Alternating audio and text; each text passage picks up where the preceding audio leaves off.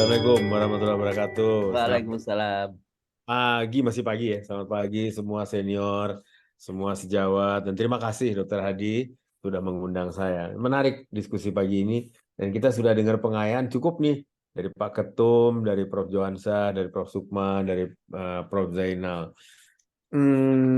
Dari semua pembicaraan itu, saya melihat bahwa kalau kita kaitkan dengan konteks pemilu sekarang, kita mau punya calon pimpinan nasional, pimpinan negara, kita punya 3 pasangan calon yang telah muncul dan mengemukakan pendapat-pendapatnya. Yang hilang yang saya lihat adalah visi bernegara. Itu justru tidak kelihatan. Jadi menjadi presiden adalah sebuah tujuan, tapi visi bernegara, jujur saya tidak melihat dari ketiganya. Karena kalau dalam visi bernegara itu disampaikan dengan utuh, berapapun waktu yang dibilang dialokasikan terjepit, kurang, dan sebagainya, akan kelihatan nanti.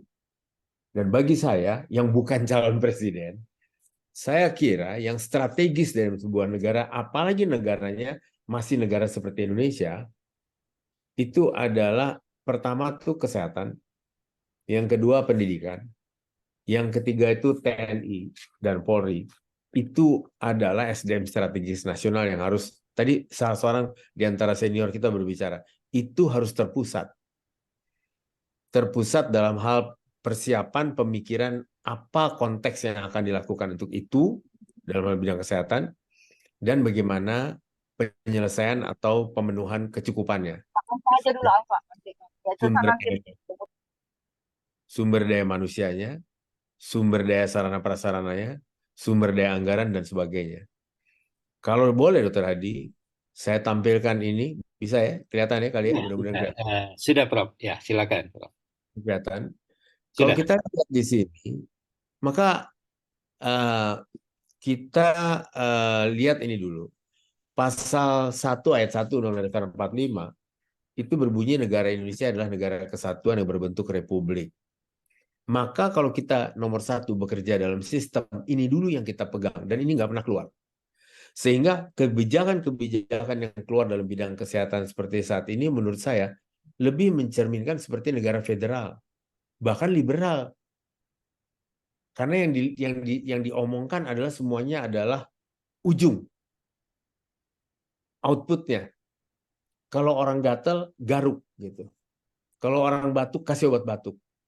Pendapat saya, karena kita di bidang kesehatan, di sini ada bersama kita ibu-ibu bidan, ibu perawat, ada teman sejawat juga dari apoteker. Kita nggak bisa melihatnya begitu.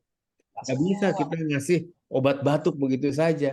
Kita lihat dulu perjalanannya, prosesnya. Ini yang nggak kelihatan di dalam visi dan misi yang disampaikan oleh para calon. Yaitu tidak kelihatan bagaimana proses yang ingin dikejar dalam mencapai sebuah visi tentang bernegara tadi. Buat saya tidak lihat. Minta maaf betul, saya tidak lihat.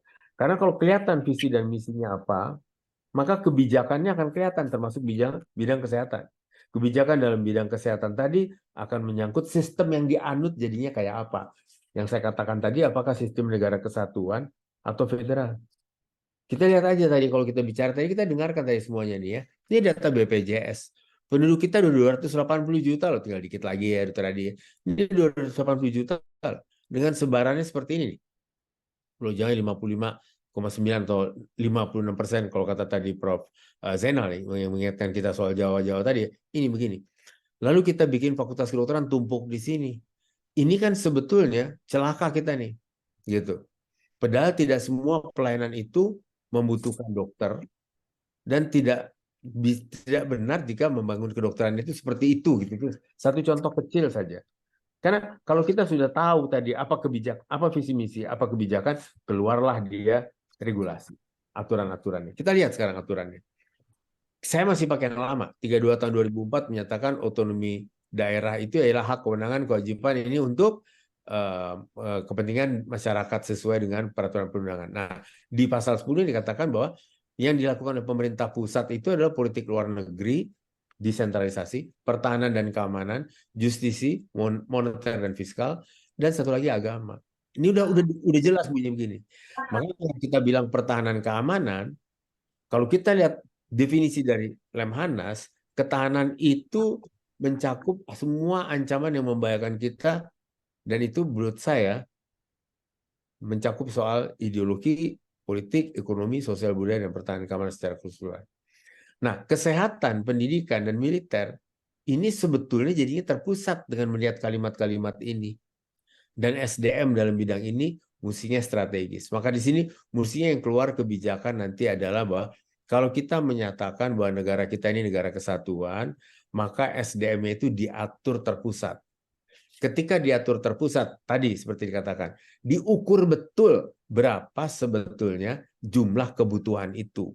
Bukan hanya dengan sekedar mengobral janji untuk memperbanyak jumlah, tapi prosesnya, berapa sebetulnya yang dibutuhkan, untuk apa dibutuhkan, bidang-bidang apa, jangan sampai nanti ada yang mubazir. Dan mencukupinya itu harus juga dengan satu cara yang sangat-sangat profesional. Kenapa? Karena kalau kita bilang tadi tentang kesejahteraan dokter, Dokter Hadi, saya kira kita mesti paham dulu tentang profesi. Dokter itu kita akui sebagai sebuah profesi, yaitu pekerjaan yang mengatur dirinya satu melalui pelatihan yang dibutuhkan secara sistematis. Hanya profesi di kesehatan inilah yang terus-menerus melakukan pelatihan secara sistematis. Dia nggak boleh berhenti begitu. Yang kita bilang STR secara teratur gitu dan sebagainya. Yang kedua, melalui disiplin kolegial. Ada disiplin kolegial, kita tidak boleh free fight. Satu sama lain tuh berantem begitu. Itu nggak boleh. Kita mesti bikin disiplinnya kolegial, inilah yang dibutuhkan dalam bentuk organisasi profesi. Bentuknya itu adalah organisasi profesi. Dan selain dari pelatihan serta disiplin kolegial tadi, maka sebuah profesi itu akan memberikan pelayanan ketimbang mencari keuntungan. Jadi, mencetak sumber daya manusia di bidang kesehatan itu sebetulnya tidak boleh seperti mencetak orang yang bekerja untuk menghasilkan mobil, menghasilkan meubiler, menghasilkan kuliner. Enggak. Dia harus kerjanya tuh dasarnya menolong orang begitu. Dan itulah mereka mempunyai kode etik. Saya minta maaf pada teman-teman yang lain. Nah, kalau kita menyatakan tentang dokter saja, maka dia harus selalu mengacu pada etik. Dia harus orang yang tahu dan cerdas. Dia harus orang yang mampu dan terampil, sehingga dua hal ini, tahu, cerdas, mampu dan terampil, itulah yang kompeten. Nah, oleh karena itu dia harus bersikap profesional. Dia mengedepankan altruis. Dia memberani keputusan yang cepat, tapi bertanggung jawab. Nah, kalau tadi dikatakan banyak laporan-laporan sekarang, pengaduan-pengaduan, ini karena nggak bertanggung jawab. Satu sama lain jadinya lempar-melempar. Dan kalau memproduksi SDM kesehatan itu, siapapun dia, dokter, perawat, dan sebagainya itu, dengan cara seperti liberal seperti sekarang, kita akan menciptakan banyak orang yang tidak bertanggung jawab. Padahal itu tentang jiwa dan raga manusia. Padahal semua pekerjaan dari SDM kesehatan, contohnya juga dokter misalnya, itu pusatnya pada kesehatan masyarakat, membangun peran serta masyarakat, dan keselamatan pasien, menjaga supaya pasien-pasien itu mendapatkan tempat untuk minta tolong dan menyandarkan harapan itu dengan baik.